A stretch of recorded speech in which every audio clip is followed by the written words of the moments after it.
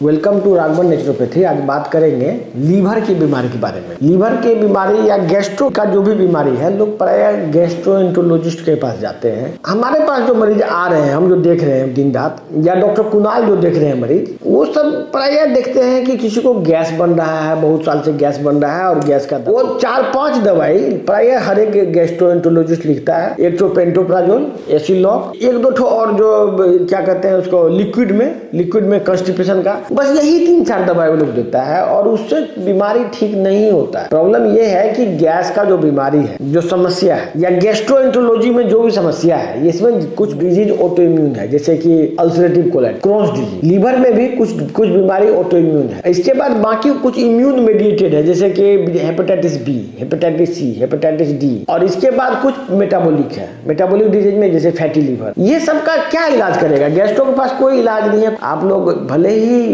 अभी एलोपैथ के पास जाते हैं, लेकिन एलोपैथी का ये चिकित्सा पद्धति, इसमें ऐसा कोई ट्रीटमेंट डेवलप नहीं हुआ इतने सालों में, 100 साल से ज्यादा हो गया है इतने सालों में, जिससे वो सिंपल बीमारी का भी इलाज कर सके। बदले में क्या होता है कि लोग बेचारा बिना मतलब का एम्स, पीजीआई, चंडीगढ़, बड़े बड़े संस्थान जाते हैं, लेकिन उसका इलाज नहीं होता है। ये बात मैं नहीं बोल रहा हूँ, ये एलोपैथी के रिसर्च में है कि ये संभव नहीं है कि कोई केमिकल के सहारे, कोई आर्टिफिशियल ट्रीटमेंट के सहारे, आर्टिफिशियल मेडिसिन के सहारे या केमिकल इंडस्ट्री के सहारे कोई बीमारी ठीक हो। इतने वर्षों में एलोपैथिक ने किसी प्रोटीन का सिंथेसिस नहीं किया, प्रोटीन सिंथेसिस या एंजाइम का सिंथेसिस नहीं हो पाया। मतलब बायोलॉजिकली कोई भी बायोलॉजिकल केमिकल का आर्टिफिशियल सिंथेसिस नहीं हो पाया। तो केमिकल से बीमारी कैसे ठीक हो जाएगा? ये संभव कैसे? बहुत सारे लोग ये भी सोचते होंगे कि आयुर्वेद का रिफाइंड फॉर्म होगा एलोपैथ, ऐसा सोचते होंगे। ऐसा बिल्कुल नहीं। आयुर्वेद का रिफाइंड फॉर्म एलोपैथ नहीं है, या आयुर्वेद के मेडिसिन को इम्प्रूव करके एलोपैथ यूज किया जाता हो, ऐसा बिल्कुल नहीं। ये प्योरली केमिकल बेस्ड कंपनी होता है। ये जो कंपनी देख रहे हैं, जो भी दवाई बनाती है और एमआर के द्वारा प्रचार करके डॉक्टर के पास जाता है, वो सब जो इंडस्ट्री है, वो सब केमिकल इंडस्ट्री, और केमिकल रिएक्शन से अलग अलग केमिकल्स बनते हैं। जैसे फिनाइल जो आपका फ्लोर साफ करते हैं, फिनाइल से बनता है पैरास्टामोल। पैरास्टामोल कैसे बनता है? फिनाइल से बनता है। अब वो फिनाइल को कितना भी इंप्रूव कर दे,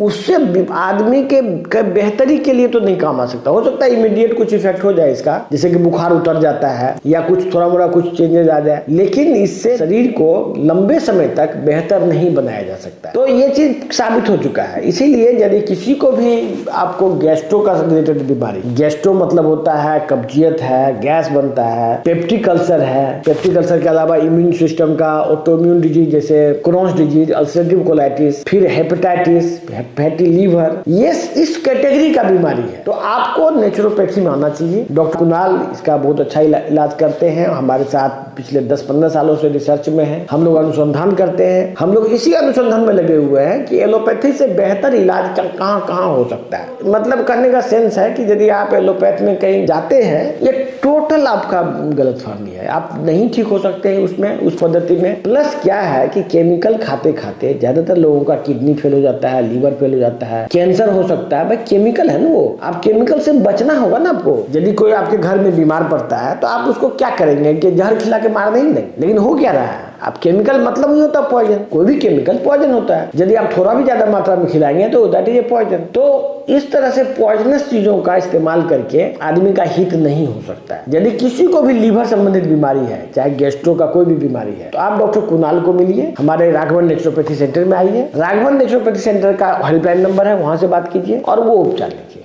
धन्यवाद।